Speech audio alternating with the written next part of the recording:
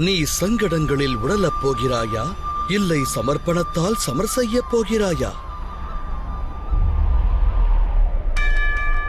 வழங்கும் ஞானத்தை பெற ஆயத்தமாகு.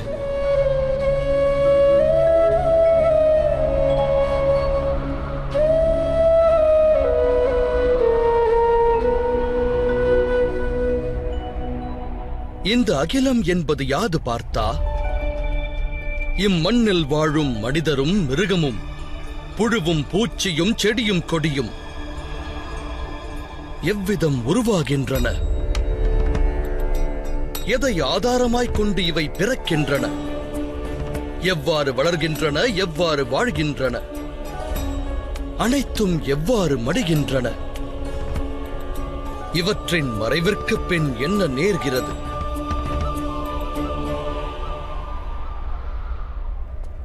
அந்த ரகசியம் பற்றி அறிய முற்படு. மனிதனின் தேகம் மண்ணுக்கு சொந்தமானது மாதவா. ஜலமானது சரீரத்தில் ரத்தமாய் பாய்கிறது. வெப்பமே அக்னி, சுவாசமே வாயு. இந்த தேகத்தின் வெறுமை ஸ்தானமானது ஆகாயமாகின்றது. அதாவது நிலம், நீர், வாயு, அக்னி, அதோடு ஆகாயம். இந்த பஞ்சமகா பூதங்களும் சரீரத்தோடு தொடர்பு கொண்டவை.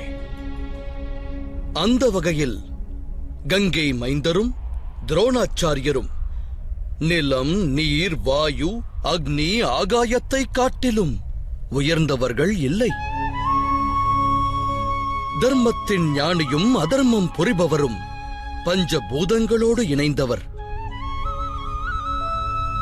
பிறகு மோகம் கொள்ள காரணம் என்ன பார்த்தா? எடுத்துரைப்பாய். மாதவா, அனைவரும் ஒருவரை ஒருவர் அறிவது இந்த தேகத்தை கொண்டே.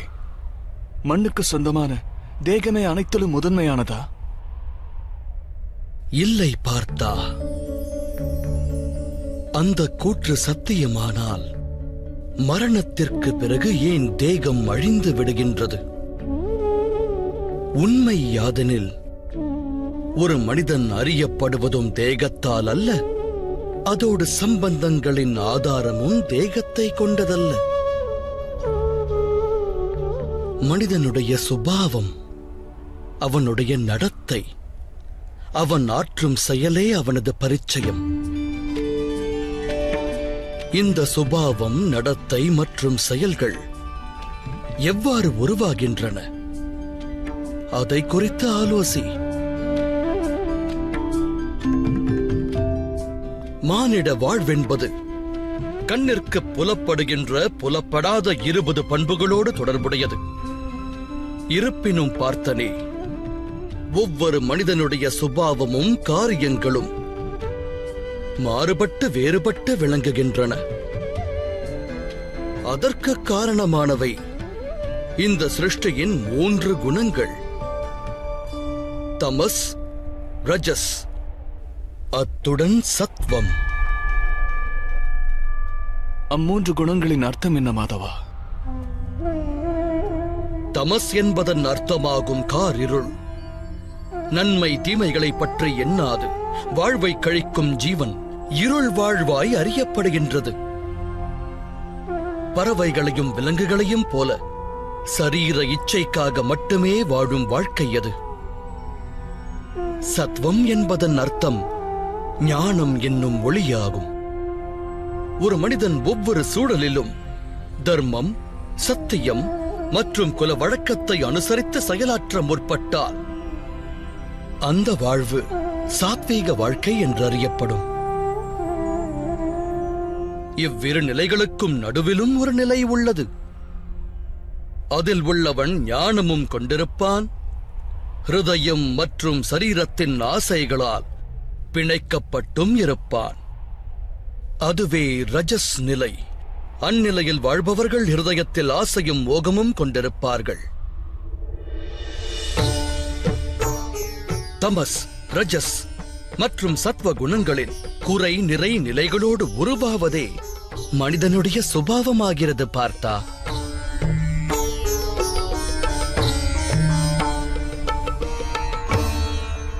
சற்று அங்கிருப்போரை பார்.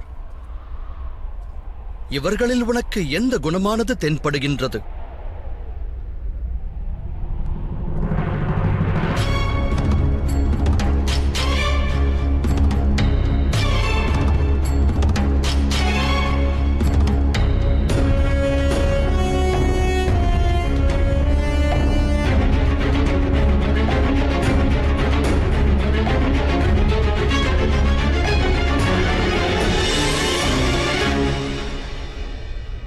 யுவராஜன் துரியோதனன் தர்மம் பற்றி அறிந்தவன், ஆனால் பின்பற்ற மறுத்தவன். அகங்காரத்தை வாழ்வாதாரமாக்கியவன். தமஸ் எனும் குணம் அவனுள் மிக குறைந்து ரஜஸ் அதிகரித்து சத்வகுணமானது பூரணம் பெறாதவன்.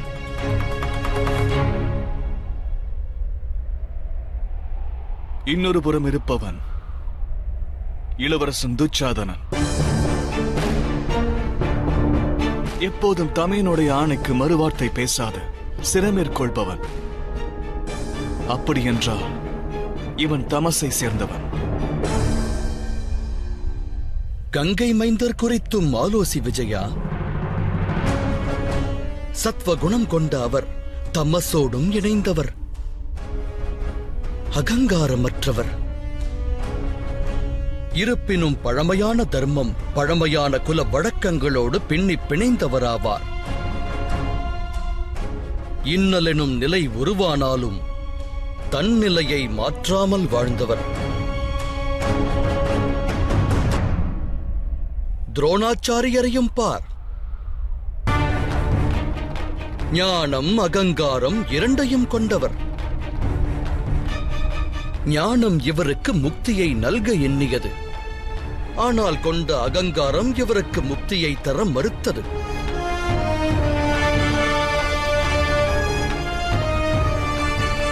அப்படியெனில் மாதவா, ஒருவேளை இந்த 3 குணங்களோடுதான் ஜீவன்கள் பிணைந்துள்ளதென்றால் ஜீவன்களின் சுபாவம் ஏன் முன்பே நிச்சயிக்கப்படுகின்றது? சிங்கம் மானை கொல்லும், மானானது சிங்கத்திடம் ஏன் பயம் கொள்ளும்? தர்மத்தின் அடிப்படை என்பது யாது? தவறுகளுக்கு தண்டனை ஏன்? இவற்றின் தாற்பயம் என்ன?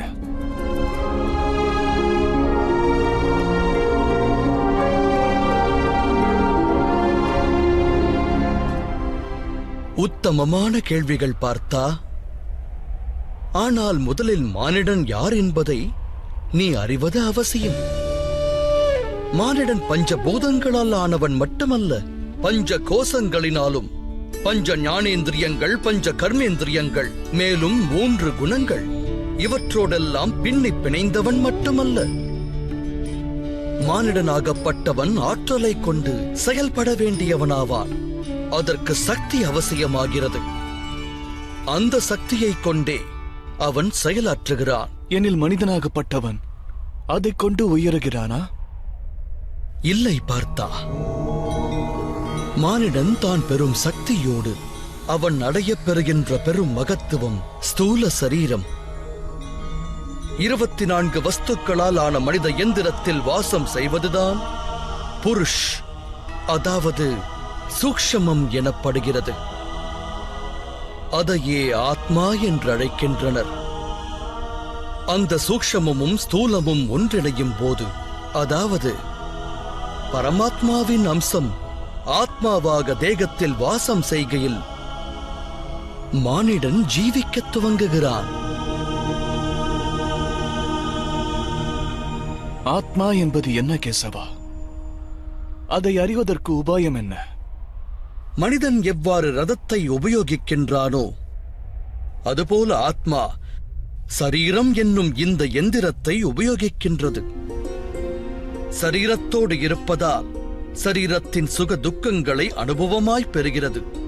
ஆனால் ஆத்மா சரீரமல்ல பார்த்தா. சரீரமானது அழிவிற்கு உட்பட்டது. எனினும் ஆத்மாவிற்கு என்றும் அழிவென்பது இல்லை. நைனம் சிந்தந்தி சஸ்திராணி நைனம் தகதி பாவக ந சேனம் கிளேதயந்த்யாபோ ந சோஷ்யதி மாருதः. ஆத்மாவை அஸ்திரங்கள் கொண்டு வீழ்த்த இயலாது. அக்னியை கொண்டு அதை எரிக்கவும் இயலாது. ஜலம் அதை மூழ்கடிக்க இயலாது. வாயுவினால் அதனை உலர வைக்கவும் இயலாது. ஆத்மா மனித தேகத்தில் வாசம் செய்தாலும் அமரத்துவமானது. நா அன்யதே அன்யமானே ஷரீரே. பார்த்தா, சரீரத்தை மாய்ப்பதென்பது இயலும், ஆனால் ஆத்மாவை மாய்ப்பதென்பது இயலாத காரியம் தனஞ்சயா. ஆத்மா எங்கும் நிறைந்தது, நிலையானது, ஸ்திரமானது, அழிவில்லாதது. மானிடன் பழைய வஸ்திரங்களை களைந்து புதிய வஸ்திரங்களை அணிவான். அதுபோலவே ஆத்மா பழைய தேகத்தை துறந்து மீண்டும் மீண்டும் புதிய தேகத்தில் பிரவேசிக்கிறது. ஆனால் மாதவா, நான் அகிலத்தின் அனுபவத்தை என்னுடைய இந்த சரீரத்தை கொண்டே அறிகிறேன். என்னை பற்றியே அறியாத நான் எவ்வாறு ஆத்மாவை பற்றி அறிவேன்? உன்னை நீயே ஆத்மரூபமாக காண்பதென்பது இயலாத காரியமல்ல பார்த்தா. வாய்ப்பேச இயலாதவர் வாழ்கிறார், பார்வையற்றவரும் வாழ்கிறார், கை கால் செயலற்றவர்களும் இந்த உலகத்தில் வாழ்கிறார்கள். உணர்வாயாக, சரீரம் என்பது மனிதனல்ல. தன் உணர்வை இழந்த மானிடரும் மூர்ச்சையாகி விடும் மானிடரும் உயிரோடு இருப்பார்கள். இது ஒன்றை தெளிவாக்கும், மானிடருடைய உணர்வுகள் என்பதும் சரீரத்திற்கானதல்ல. இதைப் போலவே மானிடர்கள் தன்னுள் அனைத்தையும் தேட வேண்டும். நான் இந்திரியங்கள் அல்ல, சரீரம் அல்ல, உணர்ச்சிகள் அல்ல, எண்ணங்கள் அல்ல, ஞானமும் நான் அல்ல என்று உணர வேண்டும். அந்த சத்தியத்தை உணர்ந்தால் மானிடர் அந்த அறிதலின் இறுதியில் ஆத்ம ரூபத்தை தரிசிக்கிறார்கள்.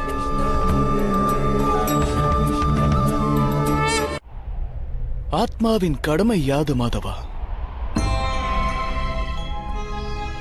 பரபிரம்மத்தின் பங்களிப்பின் போது சூக்ஷமம் மற்றும் ஸ்தூலம் உருவாகும். அப்போது சூக்ஷமமானது, அதாவது பரமாத்மாவின் அம்சம் ஆத்மாவாகி ஸ்தூலத்தின் ஒவ்வொரு வஸ்துவிலும் வாசம் செய்ய துவங்கும். அந்த ஆத்மாவை மோகமெனும் கார் இருளானது சுழத் துவங்கும். அந்த மோகமெனும் கார் இருளை சுயமாக கிழித்தெறிந்து தான் பரமாத்மாவின் அங்கம் என்று உணர்வதே ஆத்மாவின் கடமையாகிறது, ஆத்மாவுடைய லட்சிய பயணமாகிறது. ஆனால் மாதவா, ஆத்மா பரமாத்மாவின் அம்சமானால் முன்னேற்றமும் வீழ்ச்சி என்பதும் பரமாத்மாவின் செயல்தானா? சேற்றில் கிடக்கும் மாணிக்கமானது தன் பொலிவினை நல்காது. அதுபோலவே ஸ்தூல சரீரத்தின் 24 பண்புகளில் விழுந்த ஆத்மா தான் பரமாத்மாவின் அம்சம் என்பதை அறியத் தவறுகிறது. அதுபோன்ற ஆத்மாக்கள் தன் தேகமே அனைத்தும் என எண்ணுகின்றன. தான் தேகத்தை கடந்தது என்ற சத்தியத்தை அறிவதில்லை. சரீரத்திற்கு தோன்றும் சுகம், துக்கம், அனைத்து விதமான உணர்வின் அனுபவங்களையும் அது தன்னுடையது என்று ஏற்கத் துவங்குகிறது. எதிர்த்து நிற்கும் முயற்சியை மேற்கொள்வதில்லை.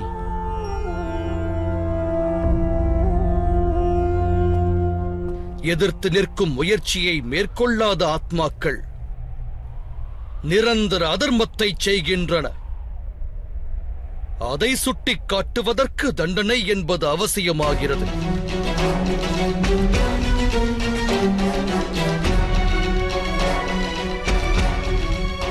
ஒரு தத்துவத்தை அறிவாயாக பார்த்தா, நீ என்பது சரீரம் அல்ல, நீ ஒரு ஆத்மா என்பதை உணர். இந்த ரணபூமியில் உன் கண்களுக்கு புலப்படும் ஒவ்வொரு வீரனும் நீ எண்ணுபவன் அல்ல என்பதனையும் உணர். சிறிது காலத்திற்காக அந்த சரீரத்தில் வாசம் செய்கின்றனர். இவர்கள் தேகமானது அழியலாம், ஆனால் அனைவரும் அமரர்களே. மீண்டும் ஓர் புதிய தேகத்தில் பிறப்பெடுப்பார்கள். தன்னை சுதாத்மா என்னும் ரூபத்தில் அறியாதவரை அதர்மத்தை அடியோடு தியாகம் செய்து தர்ம நிலையை எட்டாத வரையில் அந்த ஆன்மாக்களின் பிறப்பெடுத்து மரணிக்கும் பணி தொடரும். இதுவே பிரம்ம வித்யின் முதற் பாடமாகும் பார்த்தா. ஜனனமெடுத்த தேகம் மடியத்தான் வேண்டும் அர்ஜுனா. அதோடு மடியும் யாவரும் அவனியில் அவசியம் மீண்டும் பிறப்பெடுப்பார்கள். இந்த மகா ஞானத்தையே சாங்கிய யோகம் என்பார்கள்.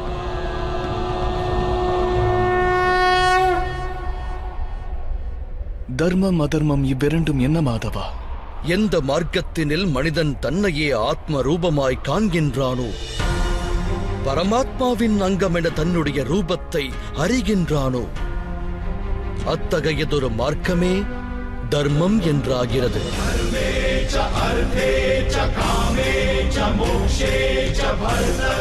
எப்போதும் மானிடன் தன்னை பரமாத்மாவின் ஒரு அம்சம் என்று அறிகின்றானோ, அப்போது அவனுள் ஒரு அனுபவம் தோன்றும். இந்த சிருஷ்டியே பரமாத்மா எனவும் அந்த பரமாத்மாவே சிருஷ்டி எனவும் அறிவான். சிருஷ்டி மற்றும் பரமாத்மாவில் பேதங்கள் இல்லை.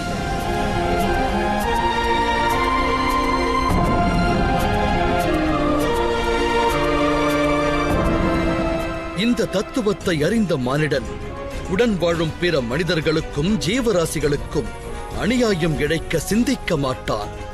ஏனெனில் அவன் அடுத்தவரை நிந்திப்பதால் அந்த நிந்தனை அத்தேகத்திற்கானதல்ல, பரமாத்மாவின் அங்கமான இன்னொரு ஆத்மாவிற்கென்று அறிவான். ஒரு மனிதனுக்கு வேதனை ஏற்படுமாயின் அகிலம் அனைத்தும் அதை அனுபவிக்கின்றது என்று பொருளாகிறது. அகிலத்தில் மனித வர்க்கம் வேதனையை அனுபவிக்கின்ற வரையிலும் பரிபூரணமான சுகத்தை ஒருவர் அடைந்ததாய் ஏற்க இயலாது. இதை அறிவதால் மானிடர்களின் மனம் கருணையால் நிரம்பும். அதுவே தர்மம் என்றாகும்.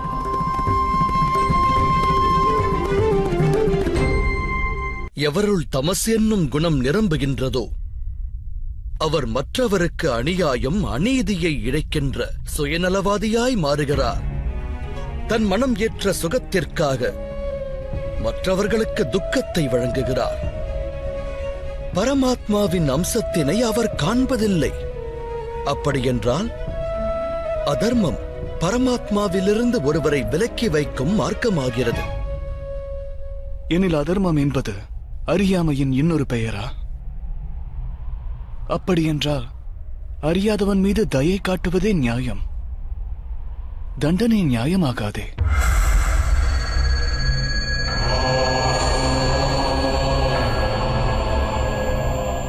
ஒரு அஞ்ஞானி ஞானத்தின் மூலத்தை அறிய முற்படாவிடில், ஞானத்தின் மீது தன் பார்வையை பதிக்காவிடில், தண்டனை என்பதே தயையாகிறது.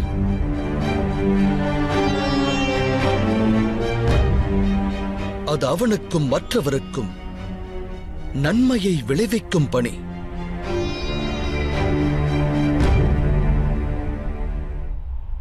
தேகத்தின் ஆத்மா பரமாத்மாவை அறியும் பணியில் ஈடுபட வேண்டும். ஆனால் சில வேளைகளில் மாறான நிலை உருவாகிறது. அறியாமை, மோகம், அதர்மம் பெருகிவிடுகிறது. அகிலத்தில் தர்மம் வேரோடு அழியும் பயம் உற்பத்தியாகிறது. அகிலத்தில் தர்மம் அழியும் நிலை ஏற்பட்டால் சத்மார்க்கத்தை நல்கும் கருணையும் சத்தியமும் காணாமல் போகிறது. வரவிருக்கும் தலைமுறைகள் தர்மத்தை பெற வேண்டுமாயின் ஆணவம் கொண்ட அதர்மிகள் வதைக்கப்பட்டு தர்மம் ஸ்தாபிக்கப்பட வேண்டியது அவசியமாகிறது. அகிலம் போற்றும் பாரதம் இது இணையில்லாமா காவியம். அந்நிலை இன்றும் உருவாகியுள்ளது பார்த்தா. தர்மத்தை ஸ்தாபிக்கும் கடமை உன்னுடையது அர்ஜுனா.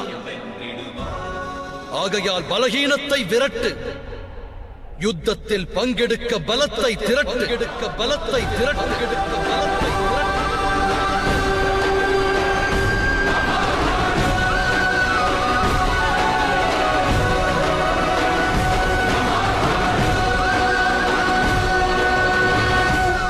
என்னுடைய இரு கரம் கொலைகளை புரிந்தால், நான் மற்றவர் உயிர்களை பறித்தால், அது என்னுள் உள்ள கருணை அழிவதற்கு இணையல்லவா? ஒருவேளை தர்மத்தின் ஆதாரம் கருணை என்றால் என்னுடைய ஆத்மா அதர்மத்தின் வழி செல்வதாகாதா?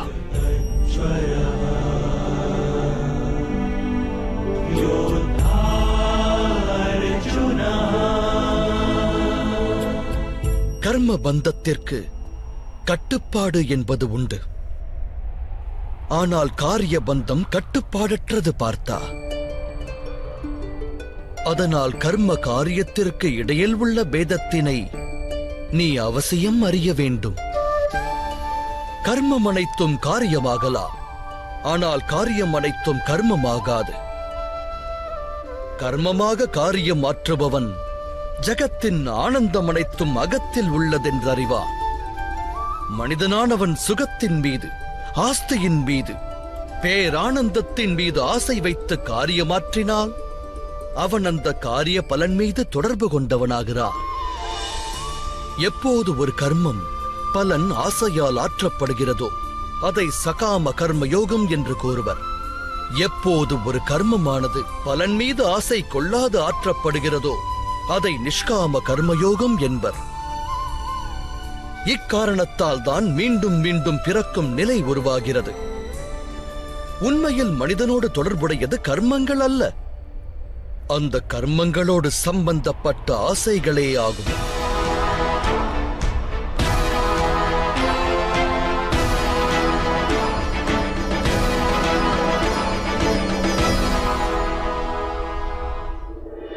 உண்மையில் மனிதனோடு தொடர்புடையது கர்மங்கள் அல்ல, அந்த கர்மங்களோடு சம்பந்தப்பட்ட ஆசைகளே ஆகும். எவ்வாறு மாதவா? நிகழும் இந்த யுத்தத்தில் நீ வெற்றி மீது ஆசை கொண்டு தோல்வியை தழுவினால் அளப்பரிய வேதனை அகத்தை சூழும். அந்த வேதனை உன்னை ஏனைய காரியங்களை செய்ய தூண்டும். ஆதலால் நீ மறுஜன்மம் எடுப்பாய். ஒருவேளை போரில் வெற்றி பெற்றால் உன்னில் அகங்காரம் ஓங்கும். அந்த அகங்காரம் உன்னில் அகிலத்தை வெல்லும் ஆசையை தூண்டும். ஆதலால் படுகொலைகளைச் செய்வாய், பாவக் கடல்தனில் மூழ்குவாய். சிந்தித்துப் பார். ஒருவேளை நடக்கும் யுத்தத்தில் வெற்றியின் மோகமோ தோல்வியின் பயமோ இல்லாதிருந்தால் யுத்தத்தின் இறுதியில் நீ பெறுவது சுகமா இல்லை துக்கமா பார்த்தா? சுகமும் அன்று மாதவா, துக்கமும் அன்று. எனில் உன்னுடைய சுகம், துக்கம், வேதனை, நிராசை, அகங்காரத்திற்கு இந்த யுத்தம் காரணம் அல்ல. நிகழும் யுத்தத்தோடு நீ கொண்டிருந்த அளப்பரிய ஆசைகளே அதற்கு காரணமாகிறது. எனது வார்த்தைகள் சத்தியம்தானே பார்த்தா?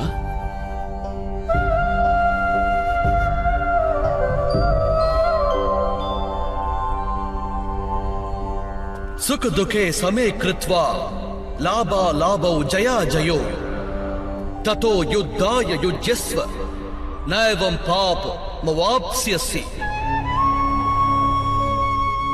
அதாவது சுக துக்கத்தை சமமாய் பாவித்து லாபம் நஷ்டம் வெற்றி தோல்வி பற்றி எண்ணாமல் நீ யுத்தம் புரிந்தால் தனஞ்சயா, நீ என்றும் பாவத்தின் பாகமாக மாட்டாய். இதையே கர்மயோகம் என்று கூறுவர். எவர் சாங்கிய ஞானத்தை பெறுகின்றாரோ அவர் ஒன்றை அறிவார். கூட்டில் குடியிருப்பது ஆத்மா என்று உணர்வார். சரீரத்தின் சுகமான அனுபவங்கள் எல்லாம் மரணம் வரையிலேயே, அதாவது அவை உண்மையல்ல, வெறும் மாயையே. இதை உணர்ந்தால் கர்மயோகியாவது இலகுவாகிவிடுகிறது. ஆனால் மாதவா, காரியபந்தம் நிச்சயம் என்றால் உலக வாழ்வை தியாகம் செய்து துறவரம் மேற்கொள்ளலாம் அல்லவா? அந்த எண்ணத்தினால் விளைந்த விளைவுதான் இந்த யுத்தம் என்று உணர்வாய்.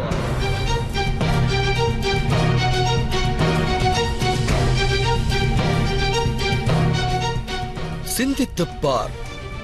சத்வ குணங்கள் அனைத்தும் நிறைந்த தர்மத்தை பற்றி அறிந்தோர் கர்மத்தை விட்டு விலகுகையில் அதர்ம எண்ணம் கொண்டோர் கரங்கள் அகிலத்தை எரிக்கத் துவங்குகிறது.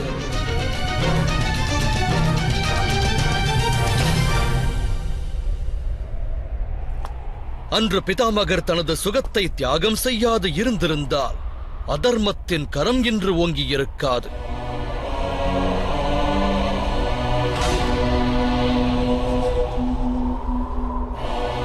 அன்று உனது தந்தை துறவரத்தின் வழி செல்லாது இருந்திருந்தால் உன் தமையரான தர்மசீலர் யுதிஷ்டிரர் என்று அரசாண்டிருப்பார்.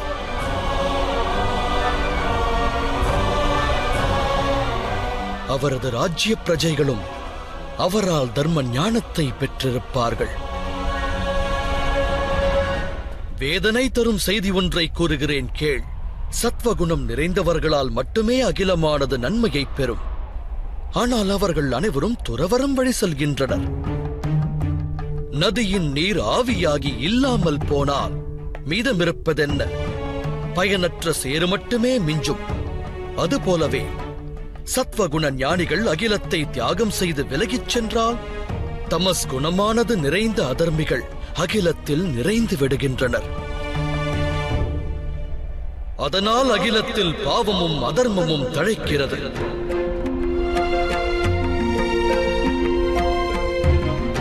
அந்த விசித்திர நிலை உருவாகும் போது கர்மயோகி அகண்ட அகிலத்தை காக்க முன் வருகின்றார். ஒரு கர்மயோகி பலன்கள் ஆசைகளை தியாகம் செய்வார், ஆனால் கர்மங்களை தியாகிக்க மாட்டார்.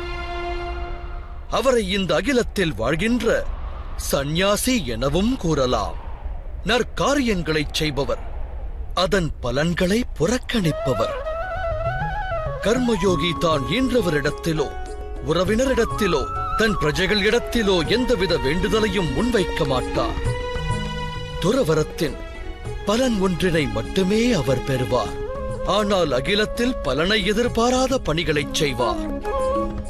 மனிதன் வாரிசுகளின் சுகத்திற்காக உழைப்பவனாக விளங்குகையில் தன் வாரிசிடமிருந்து ஏன் அவன் சுகம் பெறக்கூடாது? மானிடர் வாரிசுகளுக்காக செய்யும் கர்மங்கள் அனைத்தும் வியாபாரமா அல்லது அன்பா? அன்பு மாதவா. எனில் கர்மத்தின் பிரதிபலன் மேல் இச்சை கொள்வது சரியா? எதிர்கால லாபத்தை சிந்தித்தால் அது வியாபாரமாகும் விஜயா. அதில் அன்பிருக்காது. எந்த மனிதன் தன் வாரிசுகளின் எதிர்காலத்தை நல்முறையில் அமைக்கின்றானோ, தன் வாரிசுகளுக்கு அன்பையும் தர்மத்தையும் எடுத்துரைக்கின்றானோ, அவனுடைய வாரிசு மற்ற மனிதரிடம் அன்பினை வெளிப்படுத்த தவறுவதில்லை. வாரிசுகளின் கர்மம் அடுத்தவரிடம் அன்பை வெளிப்படுத்துவதாகிறது. அவரின் கர்மங்களின் மீது ஈன்றவனுக்கு அதிகாரம் இல்லை எனில் அதன் மீது ஆசை மோகம் கொள்வது எவ்வாறு நியாயமாகும்? இது பற்றி மேலும் ஆழமாய் சிந்தித்தால் அதிவிரைவாக ஒன்று விளங்கும். இந்த புவி வாழ்வில் ஆசையும் விருப்பமும் கொள்ள வேண்டிய எதுவும் இல்லை என்ற உண்மையின் தெளிவு பிறக்கும். சிருஷ்டியே பரமாத்மாவானால், மானிடர் அந்த பரமாத்மாவின் அங்கமானால், அணுவும் அசைவது அவனால் என்ற உண்மையும், ஆத்மாவான மனிதன் ஏதுமில்லை என்பதும் விளங்கும். இதுவே கர்மயோகத்தின் மூல சித்தாந்தம் பார்த்தா.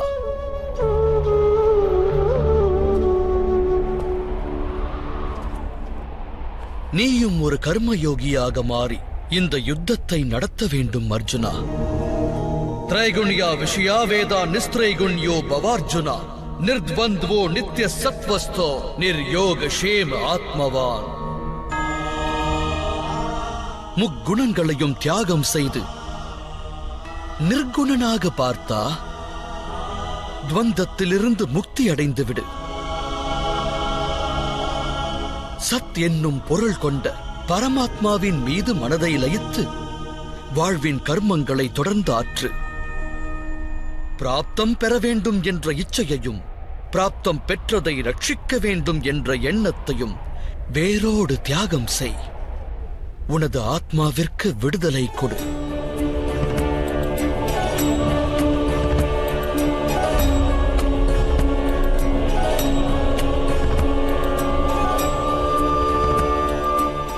உன் நினைவில் நிறுத்து பார்த்தா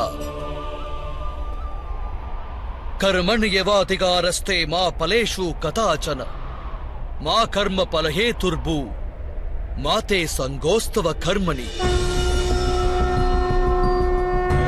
உனக்கான அதிகாரம் கர்மத்தை நிறைவேற்றுவதேயாகும். பலனானது இறைவனின் கரத்தில் உள்ளது. ஆகையால் கர்மத்தை விட்டு விலகுவதும் உசிதமல்ல, அந்த கர்மத்தின் பலன் மீது ஆசை கொள்வதும் உசிதமல்ல.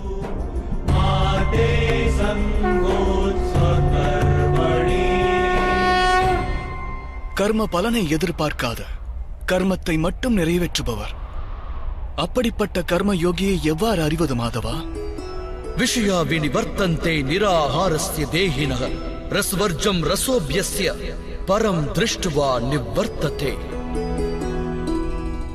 அன்பு பார்த்தா, சுவையிலிருந்து விடுபடுவதற்காக சிலர் உணவையே தியாகம் செய்வர். ஆனால் உண்மையில் அவர்கள் மனதிலிருந்து சுவையின் ஆசை விலகுவதில்லை. இருமடங்கு நஷ்டத்தையே சந்திப்பர். ஒன்று பலத்தை இழப்பது. எல்லாம் வல்ல இறைவனை அடைவதற்கு முயற்சி என்பது அவசியமாகிறது. அப்பணியை அவர் ஆற்றுவதில்லை.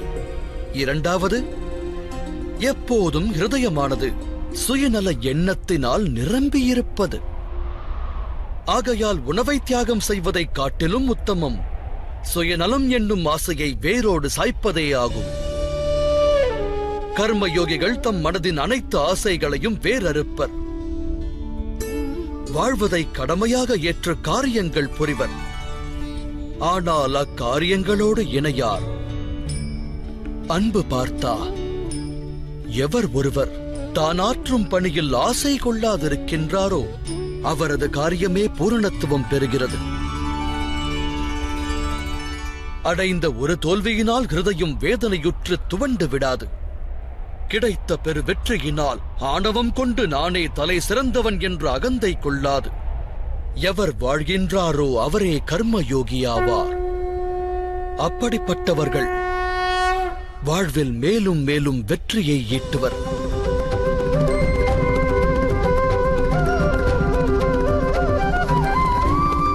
த்யாயதோ விஷ்யான் பும்ஸ சங்கஸ்தேஷு பஜாயதே சங்காத் சஞ்சாயதே காம காமாத் க்ரோதோ விஜாயதே க்ரோதாத் பவதி சம்மோஹ சம்மோஹாத் ஸ்மிருதி விப்ரம ஸ்மிருதி ப்ரம்ஷாத் புத்திநாசோ புத்திநாசாத் பிரணஷ்யதி. பலனை எதிர்பார்த்தால் விருப்பம் தோன்றும். விருப்பத்தின் சுபாவம் யாது? ஆனந்தமின்மையை வழங்குவது. ஆனந்தமின்மையால் குரோதமானது உற்பத்தியாகும். அதோடு குரோதத்தால் மோகம் ஜனனமெடுக்கும். மோகத்தினால் ஒருவன் ஆச்சாரம் நெறிமுறைகளின் ஞானத்தை மறக்கின்றான். ஞானத்தினை இழப்பதால் புத்தி கெடுகின்றது. கேடு விளைவிக்கும் காரியங்கள் செய்ய தூண்டுகிறது. நாளடைவில் அவன் அகிலத்திற்கே சத்ருவாக மாறுகிறான். இறுதியில் அப்படிப்பட்ட மானிடன் முழுமையான வீழ்ச்சியை சந்திக்கிறான்.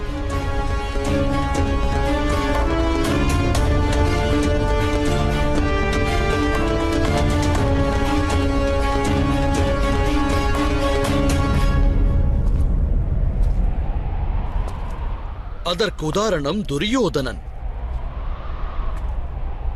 பீஷ்மர் அவனுடைய சேனாதிபதியானாலும் உண்மையில் அவனுக்கு சத்ருவே. அவர் உனக்கு வெற்றியின் ஆசை வழங்கியவர்.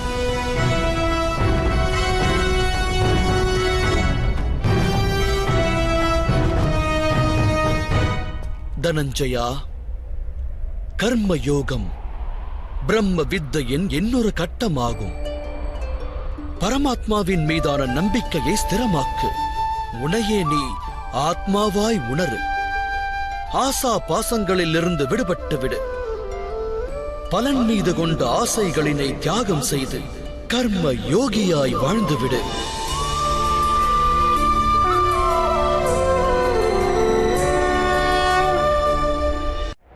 பரமாத்மாவை நினைத்து மனதை ஸ்திரமாக்கி கர்ம யோகியாய் மாறுவதற்கு மார்க்கம் என்ன மாதவா? பார்த்தனே, சாங்கிய யோகத்தின் மூலம் மனிதன் பரமாத்மாவை நிரந்தரமாய் அறிய இயலும். பரமாத்மாவிடம் மனம் லயிப்பதினால் மனிதரின் ஹிருதயத்தில் சமர்ப்பணத்தின் பாவம் உற்பத்தியாகும். அந்த பாவத்தை தான் பக்தி என்று கூறுவர்.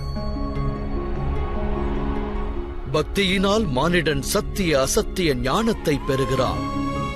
அந்த ஞானத்தினால் அவன் பரமாத்மாவின் தரிசனத்தை பெறுகிறான்.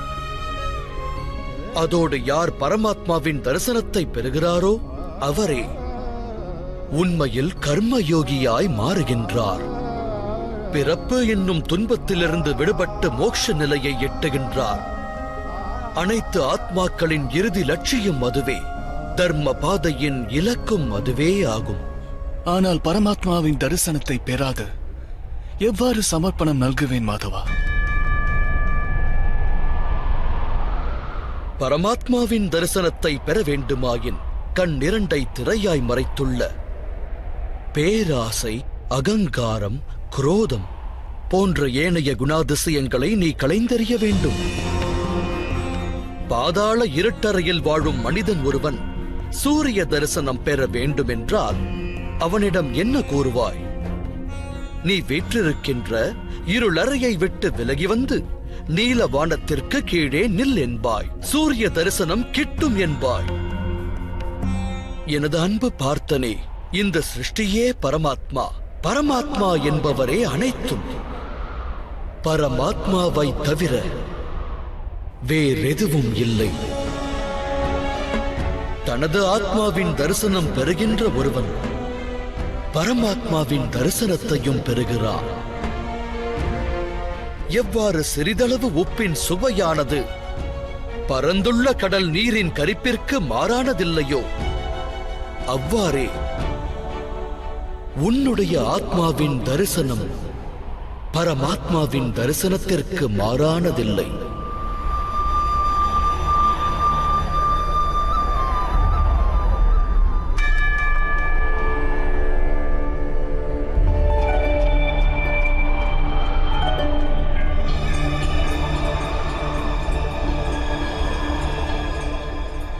எனில் மாதவா தாமே பரமாத்மாவா?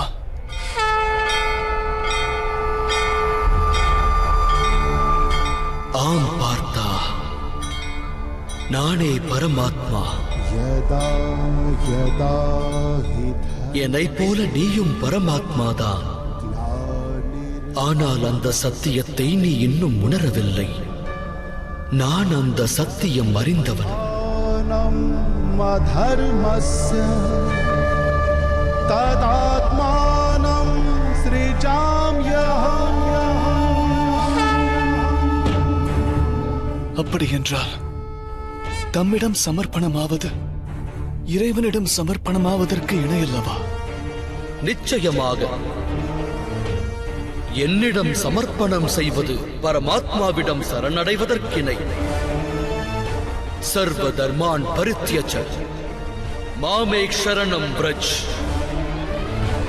ஜகத்தையே தியாகம் செய்து என் சரணங்களில் சரணடை பார்த்தா.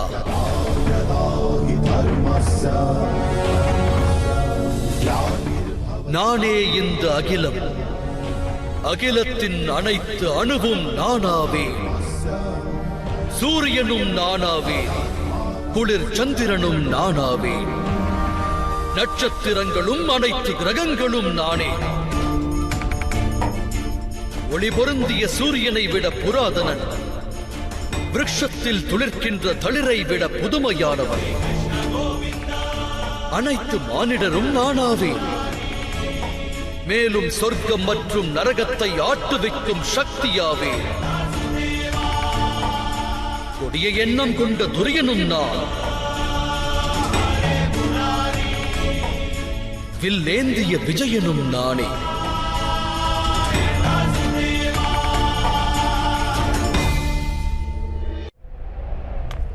எவ்வாறு இது சாத்தியம் மாதவா? தம்முடைய ஜனனமானது நிகழும் காலத்தில் நிகழ்ந்துள்ளது. எந்த தாயின் கர்ப்பத்தில் ஜனித்தீரோ அந்த தாயானவரும் உயிரோடு இருக்கையில் தாம் எவ்வாறு சூரியனுக்கும் புராதனன் ஆவீர்? நீ சரீரத்தை காண்கிறாய் அர்ஜுனா. நான் எடுத்துரைப்பதோ ஆத்மாவை குறித்து. நான் அநேக ஜனனம் எடுத்தவன் பார்த்தா. பற்பல அவதாரங்களை நான் எனதாக்கியவன். எண்ணற்ற சரீரங்களை ஆடையாக்கி இந்த மண்ணில் புதைத்தவன் நான்.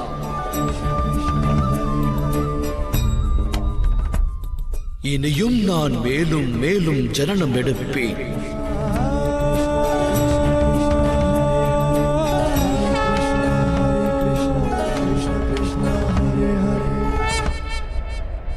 யதா யதா ஹி தர்மஸ்ய க்லானிர்பவதி பாரத அப்யுத்தானம் அதர்மஸ்ய ததாத்மானம் ஸ்ருஜாம்யஹம்.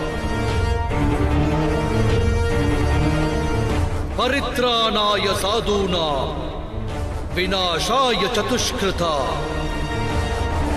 தர்ம சம்ஸ்தாபனார்த்தாய சம்பவாமி யுகே யுகே.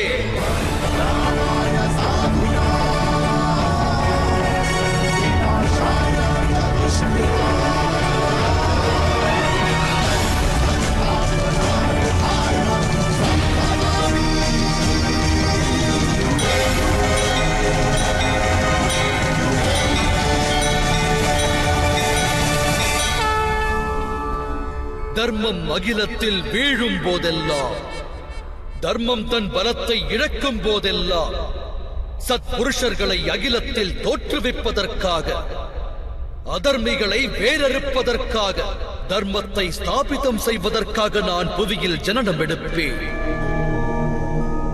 இந்நிகழ்வு ஒவ்வொரு யுகத்திலும் நடந்துள்ளது. இனிவரும் காலத்திலும் இந்த நிகழ்வு தொடரும். நானே அனைத்துமான பரமாத்மா. மச்சாவதாரமும் நானே, வாமன அவதாரமும் நானே, பரசுராமரும் நானாவே, தசரத நந்தன் ராமரும் நானாவே. நானே பிரம்மா விஷ்ணு சர்வேஸ்வரன். அத்துடன் சரஸ்வதி காளி மகாலட்சுமியுமாவே.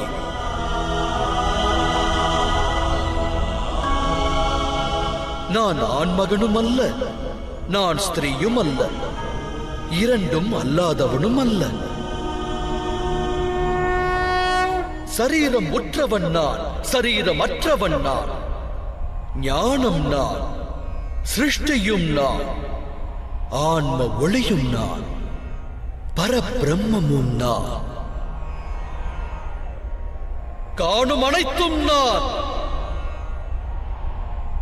எதுவுமற்ற சூக்ஷமமும் நான்.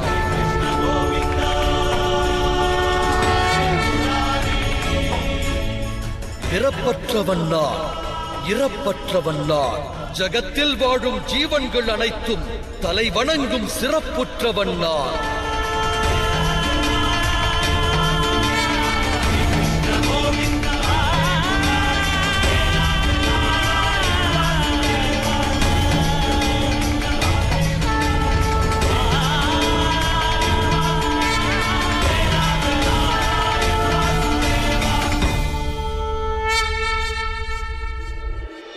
சரீரம் உற்றவன் நான், சரீரமற்றவன் நான்.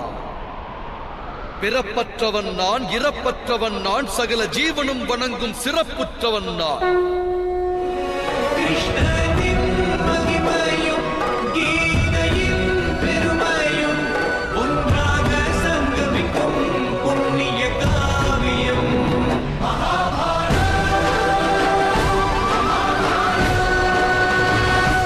நீ எப்போது உன்னில் ஆத்ம ஞானத்தை பெறுகிறாயோ அந்த கணம் முதற்கொண்டு நீ என்னுடன் இணைவாய். என் அங்கம் எனும் எண்ணம் உன்னில் தோன்றி அனைத்தும் பரந்தாமன் என்னும் உண்மையை உணர்வாய். ஆனால் அந்த நிலையை நீ அடைய வேண்டுமாயின் என்னிடம் உனது முழுமையான சமர்ப்பணம் அவசியம். சமர்ப்பணம் என்பது யாது மாதவா? சமர்ப்பணம் என்பது ஹிருதயம் பெறும் நிலையாகும். மனிதன் தன்னுடைய அனைத்து சங்கல்பங்களையும் தியாகம் செய்ய வேண்டும். சுயமாக எந்த ஒரு நிர்ணயங்களையும் எந்த முடிவையும் எடுத்தலாகாது. இறைவனால் இடப்பட்ட காரியம் எதுவோ அதனை மட்டுமே அவன் ஆற்றுவான். உண்மையில் சமர்ப்பணம் என்பதன் அர்த்தம் ஒருவன் தன்னையும் தனது மனதையும் தன் அறிவையும் ஞானத்தையும் இச்சைகளையும் ஆசைகளையும் தன் எண்ணங்களையும் தன்னுடைய சகலத்தையும் இன்னொருவரிடம் அர்ப்பணிப்பதே ஆகும். அப்படிப்பட்ட சமர்ப்பணத்தையே பக்தி என்று கூறுவர்.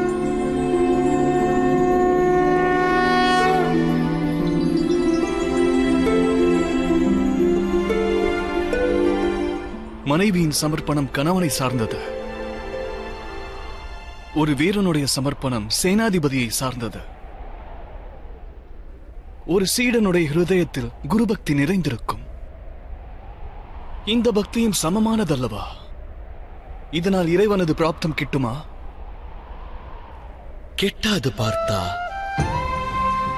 மனிதன் யாரிடம் தன்னை சமர்ப்பிக்கின்றானோ அவர்களின் ரூபமாகவே மாறுகிறான்.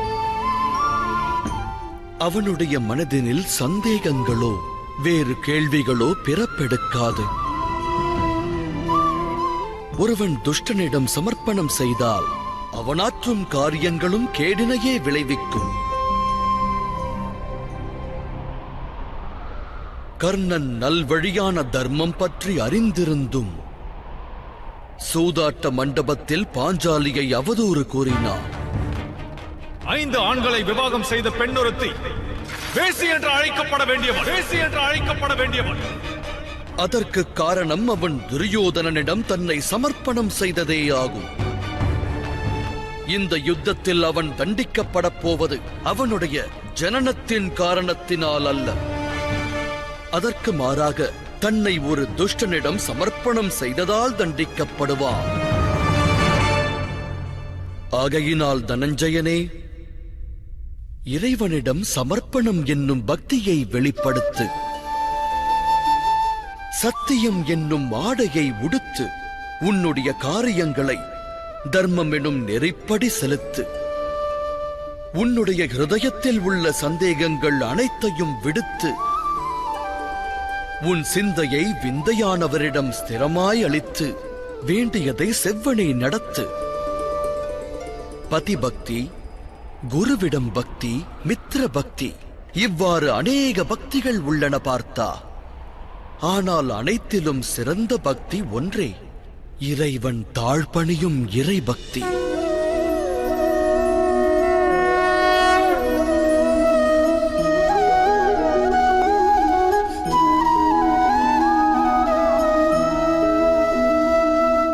தாம் கூறும் அந்த இறை பக்திக்கும் சாங்கிய அதாவது கர்ம யோகத்திற்கும் என்ன சம்பந்தம்? சாங்கிய யோகத்தினால் மனிதன் தன்னை ஆத்மா என்னும் ரூபத்தில் அறிவான். கர்ம யோகத்தினால் அவன் வாழ்வின் பந்தங்களில் இருந்து விடுபடுவான். சமர்ப்பணம் என்கின்ற பக்தியினால் மனிதன் பரமாத்மாவின் உண்மையான தரிசனம் பெறுவான். பரமாத்மாவின் ஞானத்தால் மனிதன் ஜனனம் மரணம் என்னும் பந்தங்கள் துறந்து சச்சிதானந்த சொரூபத்தின் பிராப்தமடைவான். பரமாத்மாவோடு இணைந்து பரமாத்மாவோடு ஐக்கியமாவான். எவ்விதம் ஒரு சிறிய நீர் துளியானது கடலோடு ஒன்று கலக்கிறதோ அவ்வாறே இறைவனோடு ஒன்றுபடுவான். கேசவா, எனில் சரீரத்திற்கு மகத்துவமே இல்லையா? மகத்துவமானது உள்ளது பார்த்தா. சரீர நிலையில் இருக்கும் போதே மனிதனுக்கு பரமாத்மாவின் தரிசனம் கிட்டுகிறது. மரணத்திற்கும் மறு ஜனனத்திற்கும் இடையில் உள்ள காலத்தில் ஆத்மாவின் ஞானத்தில் விருத்தியானது ஏற்படாது. ஜனனத்தின் மூலமாக அனுபவம், ஞானம், எண்ணம், பக்தியினை கொண்டே ஆத்மா மேன்மையான நிலையை எட்டுகிறது. ஆத்மா தன்னிலை மாறி நன்னிலை பெற அது சரீரத்தில் நிலை கொள்ள வேண்டியது அவசியம்.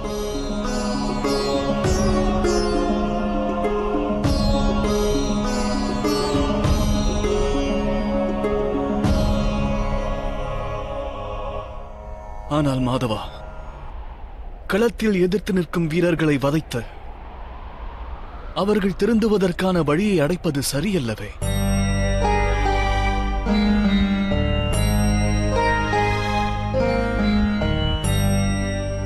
உன்னுடைய சத்துருக்கள் தர்மத்தை அடியோடு மறந்தனர் பார்த்தா. அதர்மமே அவர்கள் சுபாவமாகிவிட்டது. இனி அவர்கள் திருந்துவது நடவாத ஒன்று.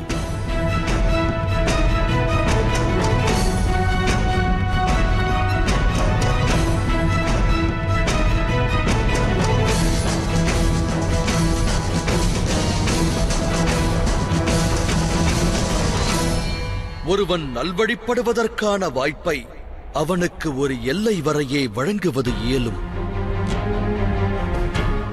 நான் சிசுபாலனுடைய 99 தவறுகளை பொறுத்தருளினேன். அவன் 100 தவறுகளை இழைத்தால் அவன் தண்டிக்கப்பட வேண்டியது அவசியம்.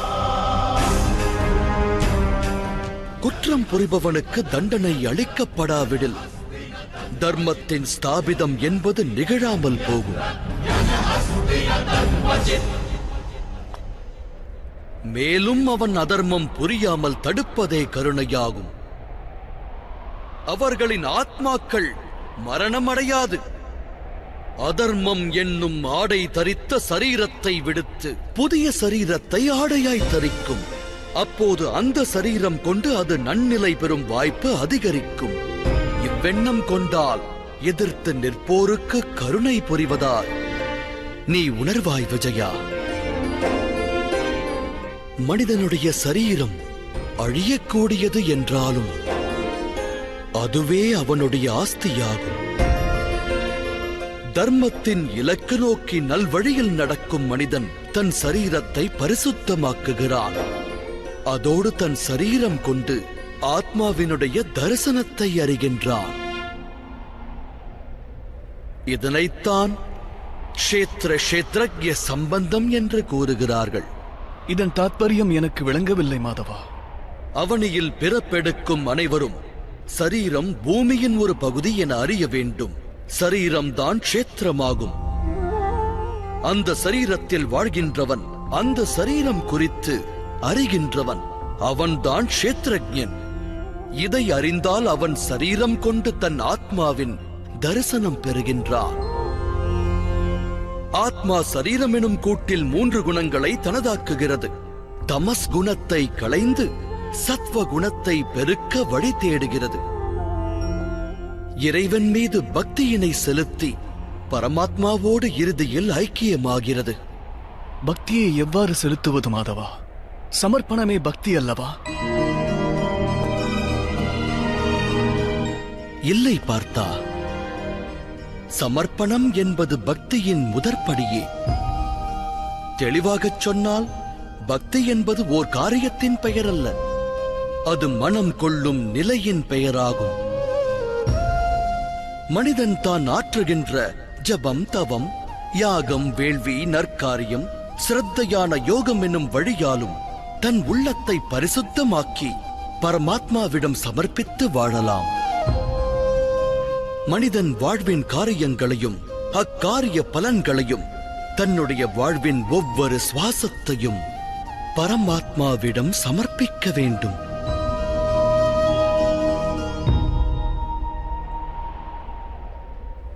பக்தி என்பது மனதின் நிலை என்றால் ஜபம், தவம் இவற்றின் மகத்துவம் என்ன மாதவா? இன்று சுத்தமாக்கப்பட்ட ஒரு பாத்திரம் நாளை மீண்டும் அழுக்காவது போல் ஜகத்தில் வாழும் மனிதர் மனம் அவ்வப்போது பரமாத்மாவிடமிருந்து விலகிச் செல்கிறது. அக்காரணத்தினால்தான் ஜபம், தவம், மேலும் யோகம் போன்ற நற்காரியங்களால் ஜீவனானது பரமாத்மாவிடம் சரணடைந்தது என்பதை ஒருவன் சுயமாய் அறிதல் அவசியமாகிறது. கங்கை நதியினில் ஸ்நானம் செய்தேன் என்பது மகத்துவமாகாது. ஸ்நானத்தினால் பெறும் ஞானமே பெரிது. பக்தி யோகத்திற்கு வழி ஒன்றுதான் பார்த்தா. மானிடர்கள் பரமாத்மாவிற்கு தம் வாழ்வை அர்ப்பணித்து இறைவனை எண்ணி பக்தியை பெருக்குவது. சத்வ குணத்தால் யுகத்தின் சம்பத்தியை பாதுகாப்பதும் அவசியமாகும். சத்துவகுண சம்பத்தி, அதன் அர்த்தம் என்ன மாதவா? அஹிம்சா சத்தியம் குரோதஸ்தியாக சாந்திர் பைஷுனம் தயா பூதேஷ்வலோ லுப்வம் மார்த்வம் ஹீர் சாபலம் தேஜ ஷமாத்ருதி शोचम द्रोहो नाति मानिता भवन्ति संपतम दैवी अपि जातस्य भारत. காரணமின்றி சுயநல எண்ணத்தால் ஹிம்சிப்பதென்பது அதர்மமாகும் பார்த்தா. உண்மையைச் சொன்னால் அஹிம்சையே பரம தர்மமாகிறது. அந்த தர்மச் செயலோடு சத்தியம், குரோதமற்ற செயல், தியாகம், மனதின் அமைதி, நிந்திக்காது இருத்தல், தயை, பாவம், சுகத்தை நோக்கி ஈர்க்கப்படாதிருத்தல், காரணம் இன்றி காரியம் புரியாமல் இருத்தல், தேஜஸ், மன்னிப்பு, தைரியம், சரீரத்தின் பரிசுத்தம், தர்மத்திற்கு துரோகமாற்றாதது, ஆணவத்தை துறப்பது, இது போன்ற குணங்கள் சத்வகுணி சம்பத்தி என்ற நற்குணங்களாக அறியப்படுகின்றன. இதைக் கொண்டு மனிதர்கள் பரமாத்மாவிடம், அதாவது என்னிடம் பக்தியை வெளிப்படுத்துகின்றனர்.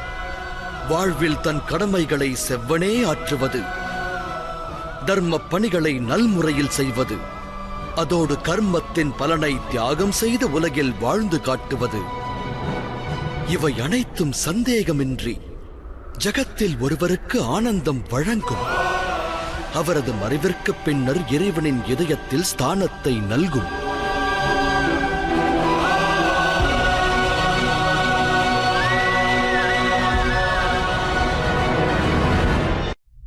தம்முடைய ரூபம் யாது மாதவா?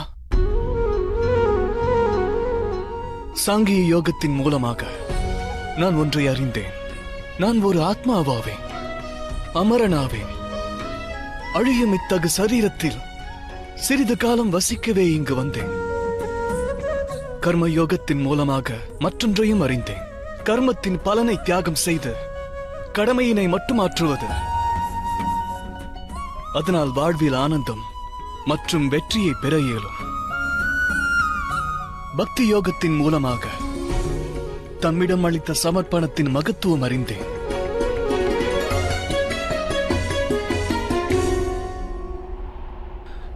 ஆனால் மாதவா, தாம் என்னிடத்தில்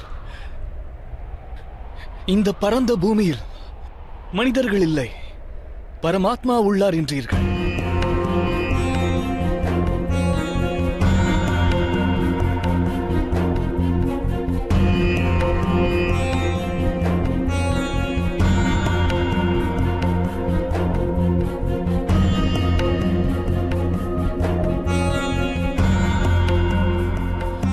ஆனால் இப்போதும் எனக்கு இங்கு மனிதர்களே தென்படுகின்றனர். பரமாத்மா இங்கே மாதவா?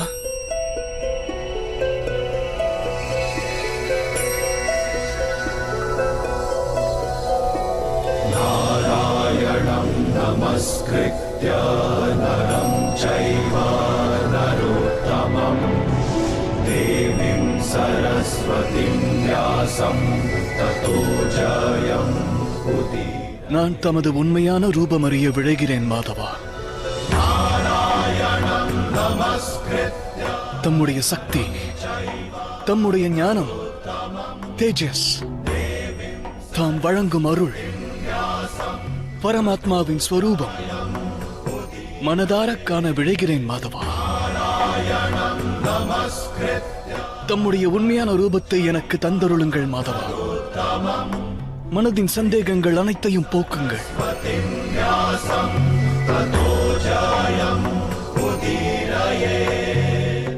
தரிசனம் தந்தருளுங்கள் மாதவா.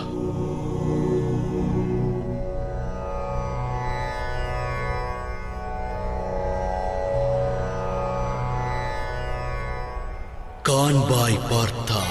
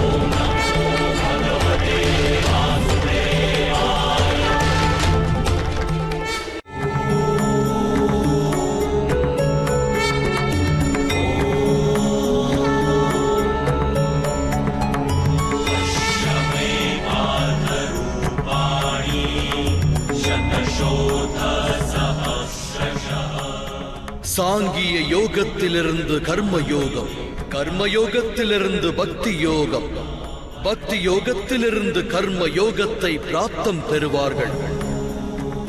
என்னுடைய விஸ்வரூப தரிசனத்தை பெறுவதே உண்மையான ஞானமாகும் அர்ஜுனா.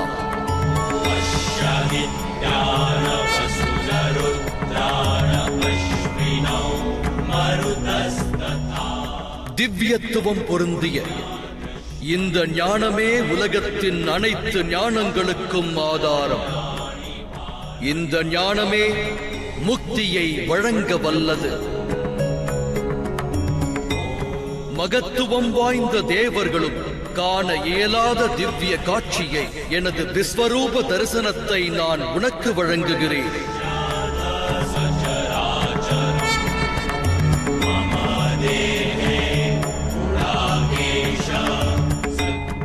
நான் இந்த பிரபஞ்சத்தின் அணுவிலும் வாசம் செய்பவனாவே.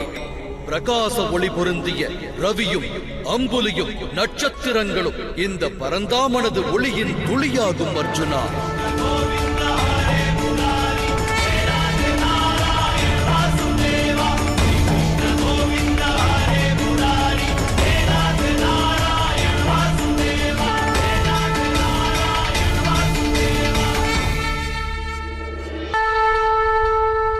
நானே சத்தியம், நானே பரிபூரணம். முதலும் நானாவேன், முடிவும் நானாவேன். அக்ஷரங்களில் ஆகாரம், வேதங்களில் சாமவேதம். தேவரில் இந்திரன் நான், புரோகிதரில் பிரகஸ்பதி நான், யட்சரில் குபேரன், ருத்ரனில் சங்கரன், வசுக்களில் அக்னி நான், பர்வதங்களில் மேரு, அதோடு மகரிஷிகளில் பிருகு. துவனியில் ஓங்காரம் நான், யஜ்ஞத்தில் ஜபமும் நான், விருட்சங்களில் பவித்திர அரசமரம். அடையும் அனுபவங்கள் நான், அறிவும் நான், சாந்தம் அதோடு பொறுமை, உக்ரமும் நான். கீர்த்தி அனைத்தும் நான், கந்தர்வரில் சித்திரரதன் நான், தேவரிஷியில் நாரதர் நான், மாமுனிவரில் கபிலர் நான். அசுவங்களில் உச்சை ஸ்ரவம், வேழங்களில் ஐராவதம், விலங்குகளில் வீரகேசரி, பக்ஷிகளில் கருடன், மாந்தருள் வேந்தன், ஆயுதங்களில் வஜ்ரம் நான். பசுக்களில் காமதேனு நான், சர்ப்பங்களில் வாசுகி நான், 5 தலை சேஷனும் யம தர்மனும் நான். பொழியும் வருணன் நான், தடை தகர்க்கும் வாயுவும் நான். இறைவன் ராமர் நான், பவித்திர கங்கை நான். பரந்த சிருஷ்டியின் துவக்கம் தொடர்ச்சி அடக்கமும் நான். பிரம்ம வித்தை, மகாகாலன், பிரம்மதேவரும் நான். தவம், தானம், பெரும் புகழ், ஸ்திரம் நான். நியாயம், நீதி, தண்டனை, மரணம், அத்துடன் தத்துவ ஞானமும் நானே. வாசுதேவன் நான், அர்ஜுனன் நான், வேத வியாசன் நான். நானற்றதென அகிலத்தில் எதுவும் இல்லை. என்னுள் உறையும் பேராற்றலில் ஒரு சிறு ஆற்றல் மட்டுமே தரணியை தாங்கியுள்ளது என்னும் தத்துவத்தினை உணர்வாயாக அர்ஜுனா. அவனியில் காட்சி தரும் அனைத்தையும் அழிக்கும் உருவமாய் நிற்கிறேன்.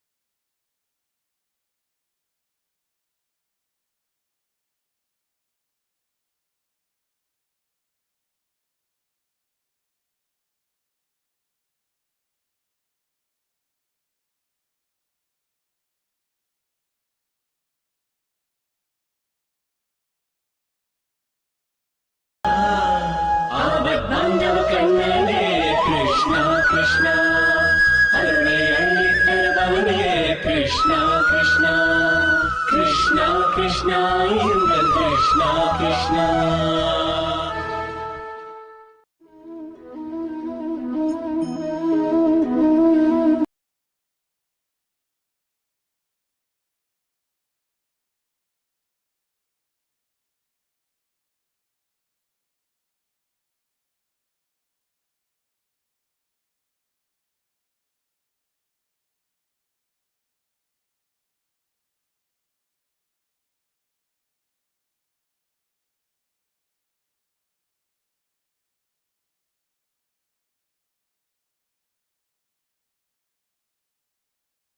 கிருஷ்ணா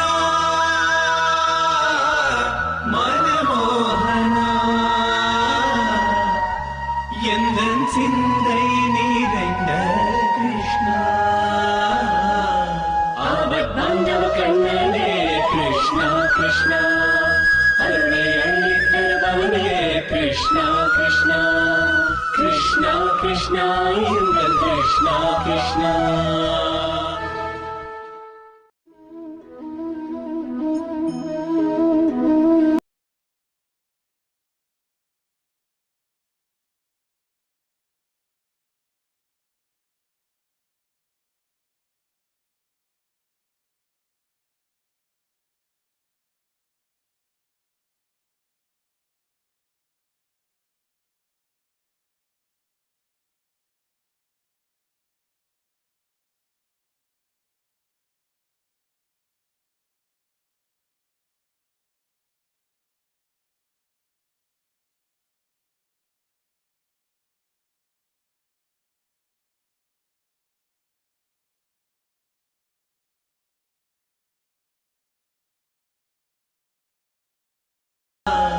ஆபத்தாண்டவ கண்ணனே கிருஷ்ணா கிருஷ்ணா, அருளை அள்ளித் தருபவனே கிருஷ்ணா கிருஷ்ணா.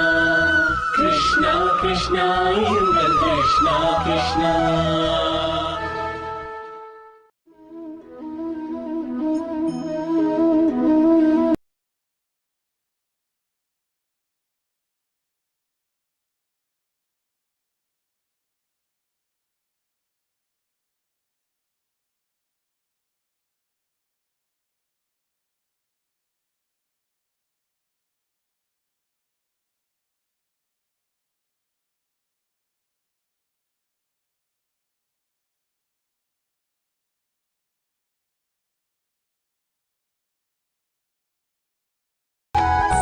கிருஷ்ணா மனமோகனா எந்தன் சிந்தை நிறைந்த கிருஷ்ணா. ஆபத்தாண்டவ கண்ணனே கிருஷ்ணா கிருஷ்ணா, அருளை அள்ளித் தருபவனே கிருஷ்ணா கிருஷ்ணா. கிருஷ்ணா கிருஷ்ணா